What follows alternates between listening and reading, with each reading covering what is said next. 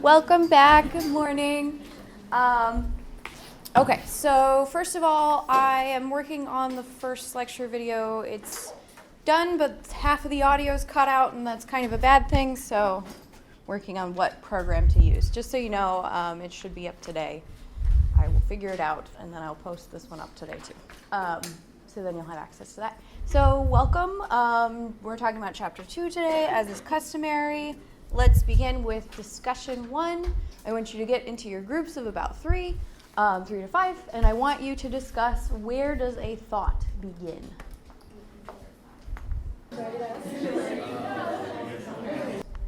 Okay, we've naturally gotten pretty quiet.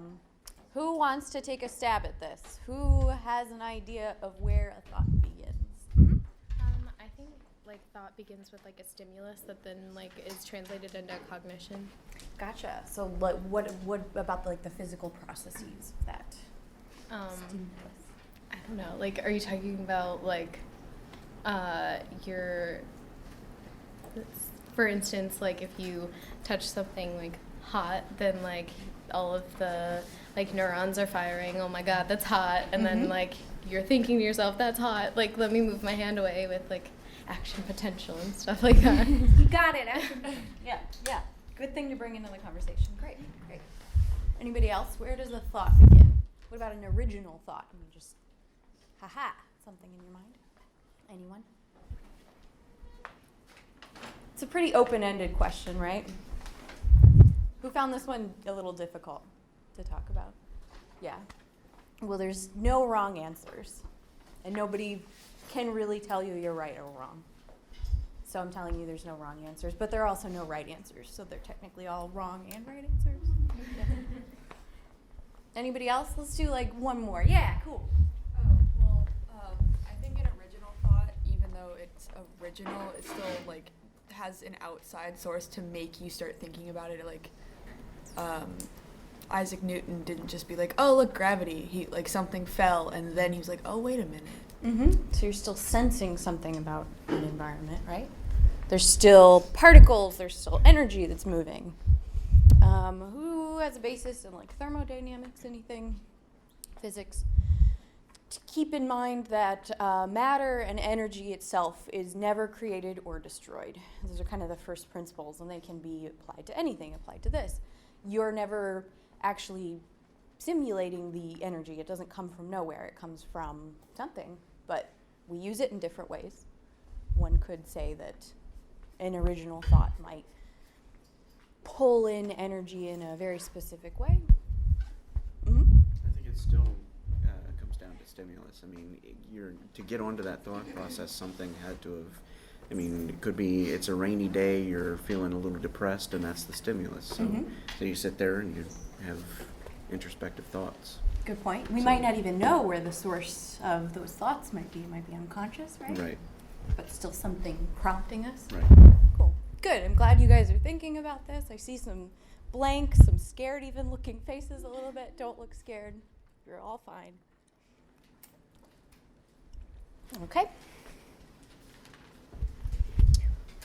So we're thinking a bit about the brain itself and the actual cells and what's kind of going on. To think about cognition, we have to look at the physical, the meat that's actually responsible for that cognition. So here's an example. It's 7 a.m. Probably for a lot of you, that's when you woke up this morning or earlier. In response to hearing the familiar but irritating sound of his alarm clock, Juan swings his arm in a well-practiced arc, feels the contact of his hand on the snooze button, and in the silence he's created, it turns over for 10 minutes more of sleep. So this is obviously a behavior. It's a response to a stimulus, like we were saying. But let's take a look at it in terms of physiology. So there are a number of steps involved in responding to this alarm clock. So there's the sound waves. There's actually the physical energy created by, or put, so not created obviously, but put into motion by the alarm system itself, by the clock itself, which displaces the air in a wave pattern. So it's actually putting energy into the environment, and it hits our ear, and our receptors are able to turn that into an electrical signal that's transferred into our brain. So that comes from the environment. That's the actual physical stimulus from the environment. That signal is then brought to the auditory area in the brain, so it makes you perceive it, makes you able to hear the ringing of the bell. Then the signals itself, you're thinking about it, it's transferred into something, then it's sent to the motor area of your brain, and then your hand hits the alarm, and then you decide to go back to sleep, which we all probably wish we could do, right? We're still getting used to that early schedule. So here's a little bit like a visual representation. So number one, you have the sound, then you have the auditory cortex, and then the motor cortex that's actually responsible for this action. So this involves memory, it involves reasoning, it involves decision making. Do you have enough time to hit the snooze button? Should you be getting up? Do you care? Do you just want to go back to sleep? That sort of thing. So the main questions would be, what are the basic principles of the nervous system itself, of our physiology, and what methods can we use to study the functioning of our nervous system, our physiology, everything that's responsible for these thoughts, for these actions. So we might want to start kind of small and work our way up. The brain is very complicated, but it starts in a knowable, infinitesimal beginning. We like to take the unit of the brain. Obviously, there are molecules and atoms involved, but as far as we are concerned, we're taking it as the cell itself. So neurons are a building block of our nervous system. So the neurons are cells that they're able to store in specific ways, receive and transmit information. And that's what begins these thoughts, if you believe such things. So the neurons are able to communicate with each other in cellular processes that we can study. Here's what a neuron looks like. So the cellular body, kind of that main squishy part right here, it's got to keep the cell alive. We all operate on biological processes. Things need to survive. They need energy. They need oxygen. So that's really what the cell body does. It keeps this neuron functioning so it's able to do these other things, the computational kind of stuff with your brain.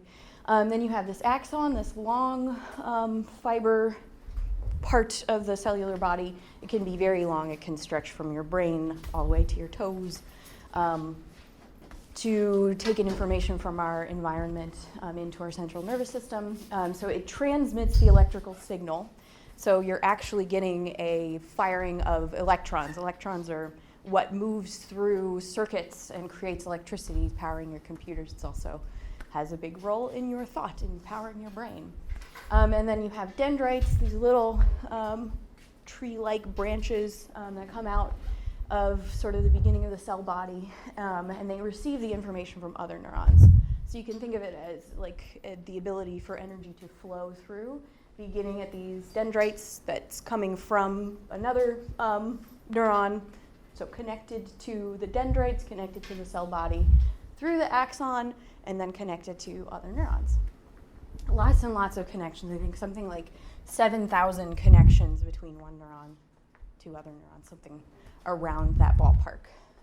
So that's a lot. So the building blocks, again, the building blocks of the nervous system, we have these things, receptor cells that are receptive to stimulus from the environment, to actual photons of light hitting your eyes, or what it feels like to receive heat into your body. Those are actually forms of physical energy that our body is able to sense via these cells that have very specialized processes to do such things. So that's where it first comes in.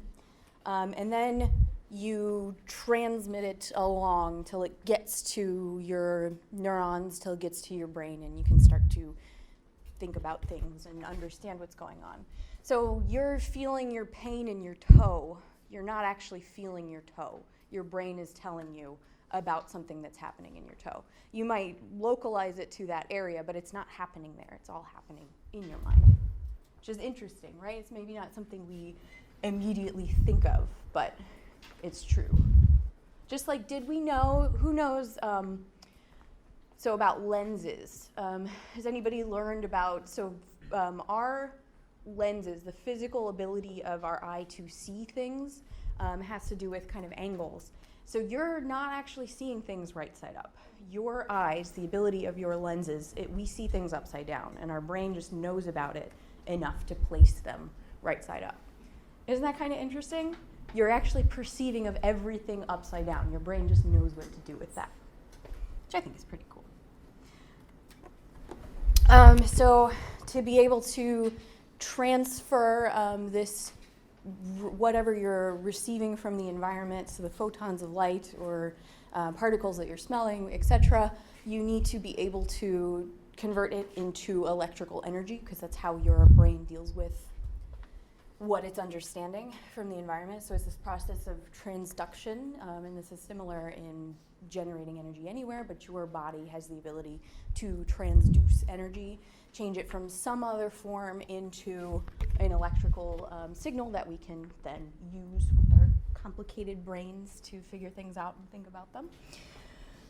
So it travels down the axon of a neuron to the dendrites of another thing, or it can even be received from the environment, from receptors in your central nervous system. So example of perceiving a tree, the light from the sun, other sources, actually reflects off of it, so they bounce, light beams bounce. It's just how it works. They're particles that have velocity, and when they collide with things, they go the opposite direction or at an angle.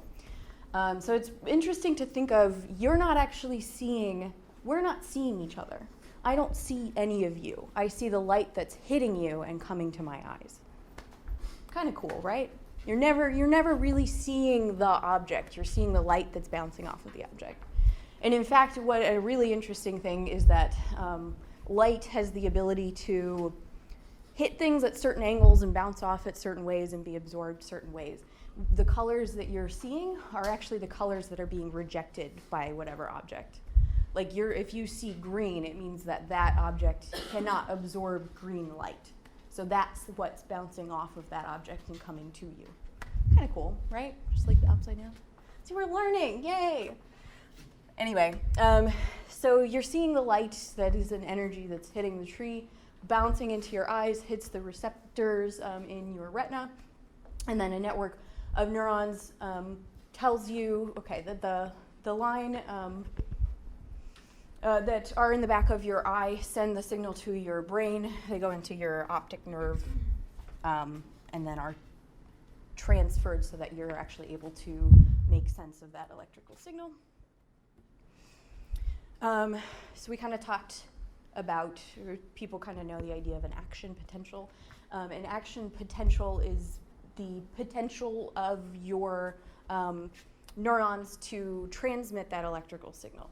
So it is an electrical phenomena, so it means that the little particles, electrons that are part of molecules and atoms that float around on the outside of the nucleus, they can move around in special properties of fluids or chemicals, that kind of thing. They're able to move, and that affects other particles, other electrons, other molecules, that type of thing. So this is accomplished by a really intricate chemical process that some of you may have taken chemistry, but basically you have different particles that flip around. I think I have a picture of that. And the cell requires a lot of energy to be able to fire this action potential, but once it starts to fire, it's a very immediate process. That part doesn't take any energy. We want it to happen really quickly, so your brain has to create that ability, and that takes a lot of interesting chemistry and interesting cellular processes to make that occur. But the cool thing is we can actually observe that directly. So we kind of talked about like behavior. You can't really see a cognition, but you can see what behavior is happening. Similarly, in physiology, you can see this electrical signal if you actually put a sensor into the axon of whatever neuron. which literally means poking somebody with something, like sticking something in somebody's skin, reaching an axon, which you can imagine is not comfortable. I wouldn't personally volunteer for this type of study, but maybe you're all brave. So anyway, you can use what's called an oscilloscope. It kind of measures electricity, and what happens in the real world is all like wave properties of motion. I could get into this, but I won't. So we can use this type of actual electrical device to see what's happening when an action potential fires, which is really cool. So inside the neuron becomes more positive as this process is happening. So as an electron is a negative charge, so as you're throwing out a negative charge, you become more positive. So during a cognitive process, there are a lot of action potentials that go. It's a quick kind of process. So you actually have this bump, this, as you can see over here, says the charge. So you initially start really low, then you go, oh, I've gotten rid of my negative charge, I've gone positive, and then your body wants to bring it back down to the negative, so it's like it has the potential to fire again.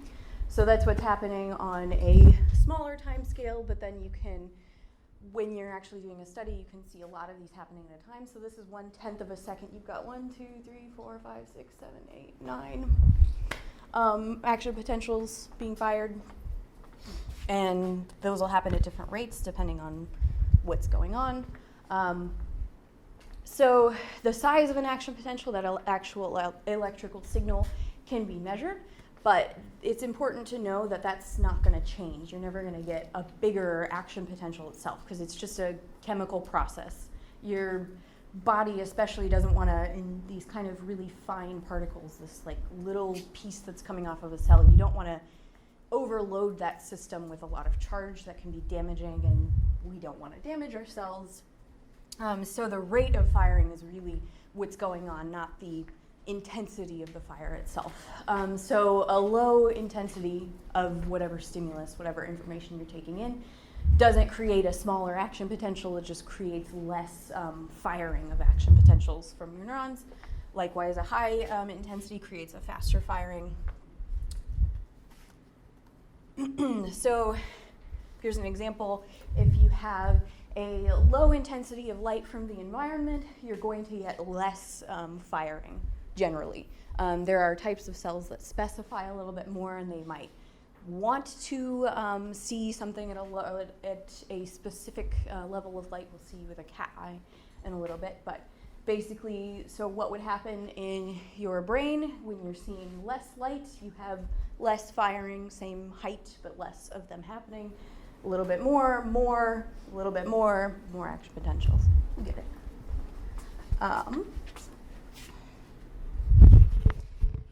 So yeah, we talked a little bit about this. Dendrites, they collect the electrical signals from all the other neuron connections and other cellular connections. So they collect it all from the periphery, from the environment. They bring it into the cell body itself, and the cell figures out what to do with it, and sends it down the line to its axon, which then goes down the line to other neurons that are connected. And then this is how these neurons are able to communicate with each other, by sending those actual connections and sending the actual signals. So neurons communicate through this process. They fire these action potentials, and the action potential itself, once it's fired, it's connected to a bunch of different things. That signal hits the other ones. It's propagated. It means one generated ends on the other things, and it never decreases in size, that action potential. It's a cellular process to make sure, like we said, that it's the same peak of electrical signal. So we don't want that to decrease. Our bodies keep that going. If you would see like an actual circuit, the more things I would connect to a battery, you'd get less down the line, and as electrons are being used up for whatever physical processes, you're going to get less, but it's different in your brain because our cells, our living cells, make it so. So it's good to know that that potential never decreases in size as it hits all of the other neurons.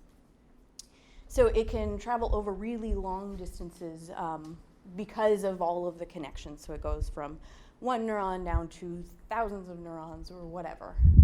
So it can go through your entire body. We have really long axons for some of our sensory information nervous system.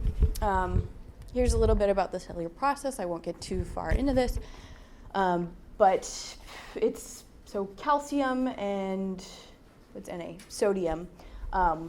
It's a process where we have these little openings in these cells, so the cells form together to make the body of the axon. It's one cell, but these little lines, it's got these little openings in it, and the openings regulate what chemicals are moving in, and it spends energy making sure that the connections are such that an electrical signal can go quickly. Do we have potassium goes out? Yes, K is potassium. You got it. You got it. So it's K and Na. Na is sodium and K is potassium, right? It's been a while for me, but you got it. Yeah.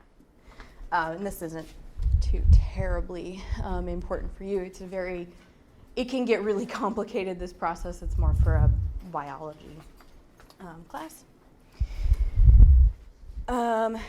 So these neurons are connected to each other, but they're not directly connected. It's not like it's physically touching the other one. There's a little space in between, and that little gap in between is called a synapse. And the reason for that is so that it can kind of regulate what's happening in the connection from one neuron to another. So it's transmitted to neuron via axons, dendrites, but from the axon to the dendrite, there's a synapse. That kind of shows you where the synapse would be, just a little bit with the cell. So the electrical signal, and then all the different tips, all the different touching of the system. And so the electrical signal itself happens to trigger an actual chemical response. That's how it's sent. So it's the firing of the electricity, but it's like electricity to chemical, to electricity to chemical. And what's really going through the synapse is this thing called a neurotransmitter, which is a chemical substance. They can get really complicated. There are a lot of them, and they do certain things to your body, to your nervous system that are really intricate. A lot of control there, which is useful. So let's see, when the electrical signal reaches the end of the neuron, the synapse releases the neurotransmitter, and then it goes on to the next neuron. So a lot of how this transmission happens has to deal with the neurotransmitter. We have this excitation and inhibition. So to excite something is to, ramp it up, make it happen more. Inhibition to kind of slow it down, to cap it. This is a regulation that your neuron is able to do that helps figure out once an electrical signal, once all this is transferred from neuron to neuron, we have a little bit of control neuron to neuron about what's happening, and that's kind of a structure. This is kind of the computer version of what's going on. An excitatory connection is going to increase the chance of firing. So it's still possible for your cells to not work, or for the actual channel itself to not function for whatever reason. Sometimes good, sometimes not so good, not a good connection. But the ability of your cell to have this excitatory effect increases the chances of firing, and the inhibitory connections decrease the chance of firing. So rate of firing of the neuron is determined by the amount of excitatory and inhibitory transmitters that are actually received. This is getting a little complicated.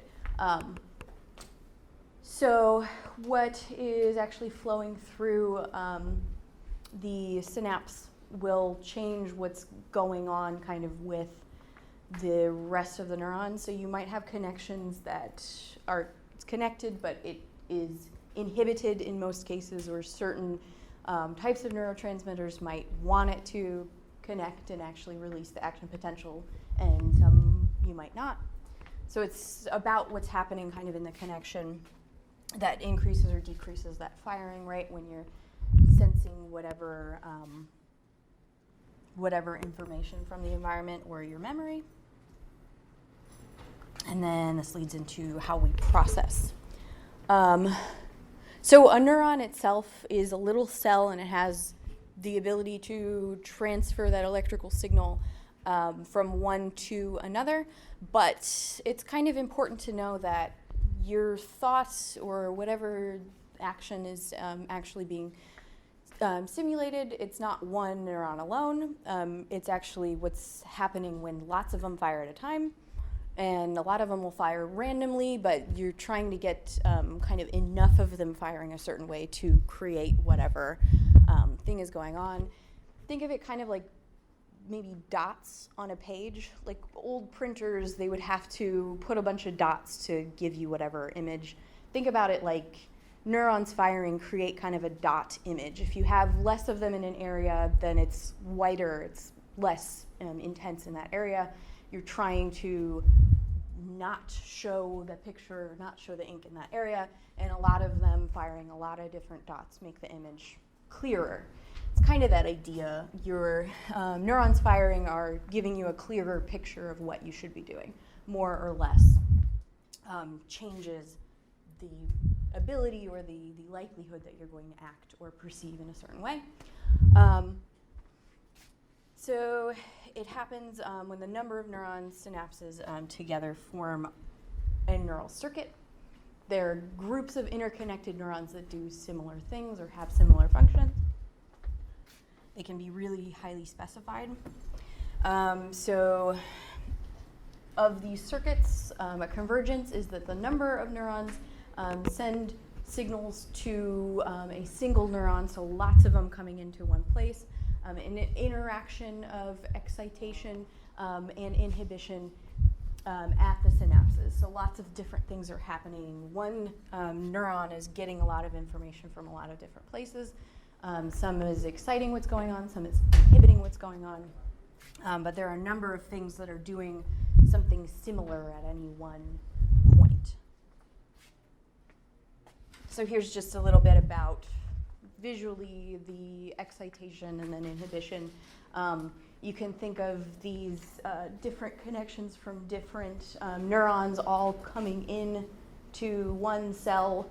So this is all connected. These are like the dendrites. And so if you have this excitation effect, all of the things coming in, so the receptors, you've got 4, 3, and 5, 2 and 6, 1 and 7. So it basically, the firing rate of B increases when you have all of them at a time. So the more you have, it's going to likely add the effect. So it's kind of additive. So the more you have, the more likely it is that it's saying, okay, fire, keep firing, fire, fire.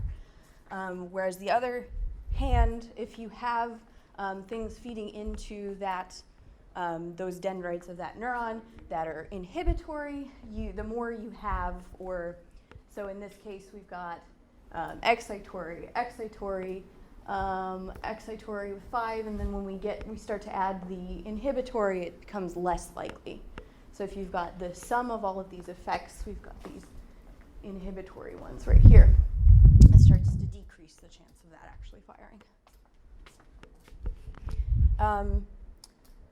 So the way that this information is kind of conveyed, or the way that the inhibitory and excitatory connections are made, our brain is doing this in order to accomplish a certain task. So they're going to be sort of assigned to specific processes and what you want them to do, each individual neuron, based off of the connections. So things become neurons you could think of as being sensitive to whatever stimulus, or not sensitive if there's like a lot of inhibition. But you get a lot more firing for things that are specifically sensitive to what's going on, which we can use in a lot of studies. It tells us a lot of information about what's going on. So this is, I think I said before, the cat eye. So the first image you saw, the more light that's coming in means, again, that you're not getting higher action potential, but more firing. In this case, we're looking at neurons that are specified to a specific task.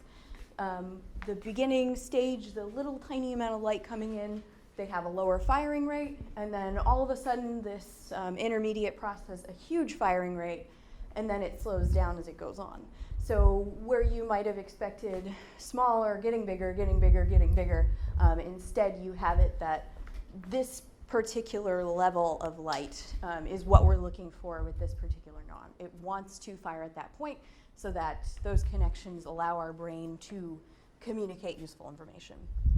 Just like with a computer, you want like certain things to refer to a specific file, for instance. You want specific neurons or clusters of neurons to refer to specific stimuli so you know what to do when your brain is processing those things.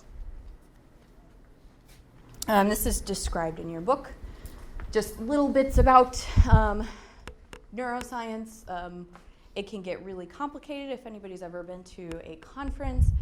There are these crazy long names, these neurotransmitters, this part of the brain, mirror neurons, all these types of things. And it sounds really grandiose, it sounds really interesting, but it's so specific that it becomes really tedious at some point. But that's kind of the nature of the game. So these people, Hubble and Wessel, discovered that there are different neurons within probably the visual cortex, that type of thing, that are specific for something that is oriented a certain way. That's actually a common thing of study. So we have neurons that are sensitive to if things are vertical or things are horizontal or at different angles. They'll fire more if they see things in the environment that they can make out or at whatever angle specified. So there are ones that have sensitivity to this angle, for instance, or specific angles. There are other ones that are a little more complex that have that angle plus it moving in a certain way. And then there are ones that if it's that angle moving a specific way and this size. So as you can see, that's a little bit complex. Or who's heard of like the mirror neuron system? That's a fun one, right? That's a really interesting concept. It's kind of like how our brain might be empathetic or understand people. So it's really popular in science, but if you ever go to a talk, it's like we're observing mirror neurons when a monkey grabs things this way versus this way. It's like, come on. I mean, yes, it's interesting, but it's like you fall asleep. Yeah, just what I said before. So it's orientation, and then it gets a little complex when it's orientation plus motion, and then when it's a specific size plus orientation plus motion. It all adds up to the fact that features of whatever we're perceiving we detect in a certain way, and we have different specific processes, different circuitry to process things differently so we know how to treat them. For instance, in a shitty PowerPoint presentation, crappy PowerPoint presentation, you might see all these little squares, and you know that this means like, pow, pay attention to me, I'm spiky.